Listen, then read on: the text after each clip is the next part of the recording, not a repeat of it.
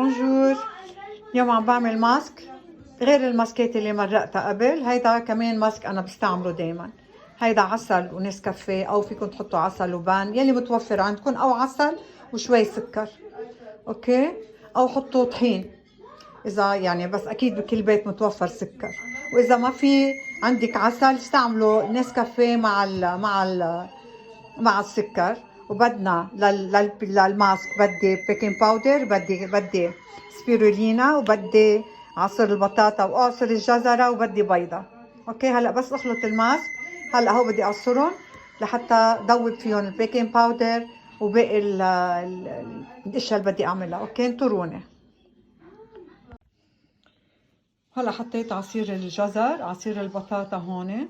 بدي احط هلا البيضة كلها. هلا اذا وجهكم جاف حطوا بس البياض، لانه هو بيرجع بيعطي رطوبة للوجه وبغذي، يعني مغذي كامل للوجه.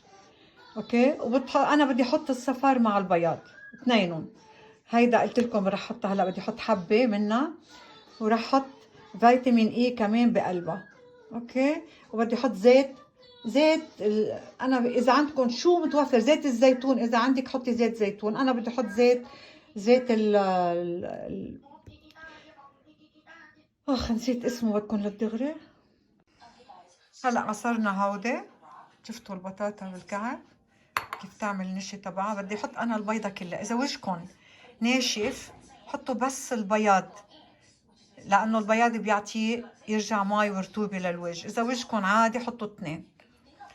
اوكي، هلا بدي احط حبة من هيدا، وبدي احط فيتامين اي، بدي احط زيت جوز الهند، وبدي احط البيكنج باودر. اوكي، وبدي احط كمان نشا. هلا بخلص الخلطة وبفرجيكم اياها. هلا بدكم هيك تعملوهم. اذا ما عندكم اياها اعملوا، فيكم تعملوا على ايدكم، بس بدهم ينخلطوا منيح. اوكي، هلا بدي احط بعد عصير الحامض. يلي عنده حساسية على الحامض ما يحط ليمون. اوكي،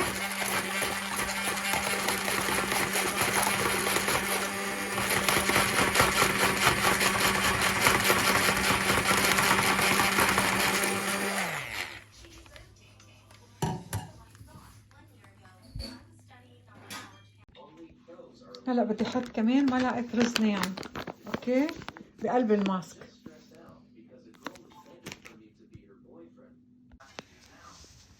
هلا بدي اعمل بيلينج لوجهي، بس رح تشوفوا كيف عم بحطهم. بدكم تفركوا وجهكم كتير منيح. اوكي،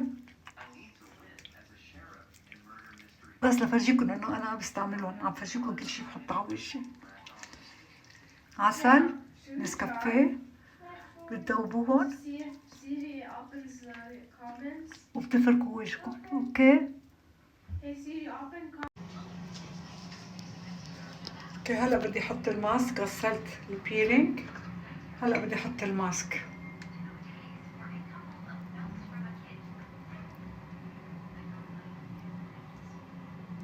بدي اخليهم هلا هدول.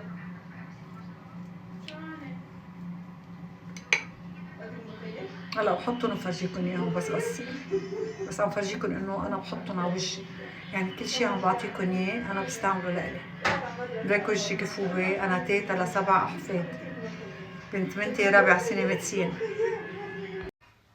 هلا حطيته على وجهي، بدي اتركه من 20 ل 30 دقيقه، واذا نشف برجع بحط طبقه تانية. اوكي، وبس تغسلوا خبروني كيف بصير وجهكم. هلا رح فرجيكم كيف بصير. هلا غسلت وجهي،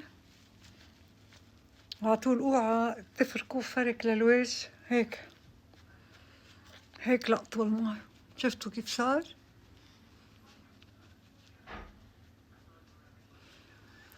بس تخلصوا حطوا على ايدكم شوية زيت زيتون، زيت خروع، زيت اللوز، زيت جوز الهند، الزيت المتوفر اكيد مش زيت الطبخ، زيت القلي. من عدا زيت القلي، اي زيت موجود فيكم تستعملوه. نتفة. بس ليك كيف صار الوجه.